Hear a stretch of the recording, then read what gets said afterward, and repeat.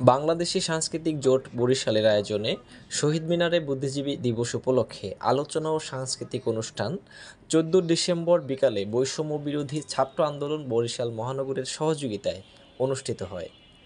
বিশিষ্ট গবেষক ও শিক্ষক কবি পথিক মোস্তফার সঞ্চালনায় মহাগ্রন্থ আল কুরআন তিলাওয়াতের মাধ্যমে শহীদ বুদ্ধিজীবী দিবস আলোচনা ও সাংস্কৃতিক অনুষ্ঠানের শুরু হয়।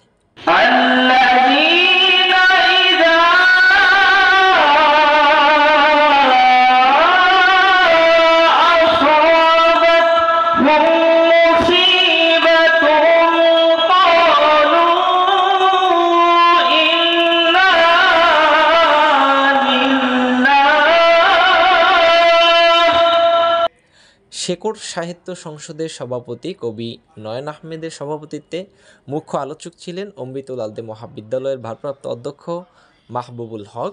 আলোচক ছিলেন অ্যাডভোকেট নাজিম উদ্দিন পান্না, কবি ও প্রাবন্ধিক জামান মনির, কলামিস্ট গবেষক মাহমুদ ইউসুফ, বৈষম্য বিরোধী ছাত্র আন্দোলন বরিশাল মহানগরের আহ্বায়ক শাহিদুল ইসলাম শাহেদ এবং শুভেচ্ছা বক্তব্য রাখেন জাসাসের মহানগর আহ্বায়ক এস.এম. সাব্বির নওয়াজ সাগর। অনুষ্ঠানে মুখ্য আলোচক মোহাম্মদ মাহবুবুল হক বলেন, বিতর্কিত বুদ্ধিজীবীদের কথা শুনলে স্বাধীনতা আসতো না, আজও তাদের কথা শুনলে দেশ এগোবে না। এরকম শত শত বুদ্ধিজীবী এই বাংলাদেশের সেই সমস্ত বুদ্ধিজীবী এই ৭১-এর সেই মহামুক্তিযুদ্ধের বিপরীতে পাকিস্তানের পক্ষে সংহতি জানিয়েছে।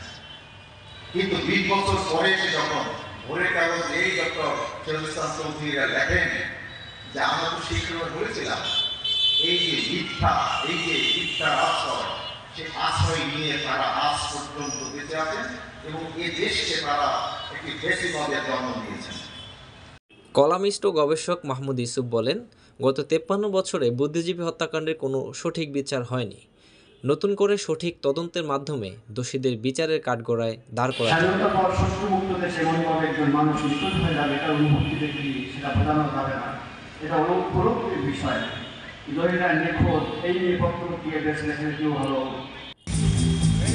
বুদ্ধিজীবী দিবসের এই আয়োজনে পরিবেশনায় ছিলেন শেকড় সাহিত্য সংসদ বরিশাল, জাতীয় কবিতা পরিষদ বরিশাল শাখা ও বর্ণ একাডেমি বরিশাল।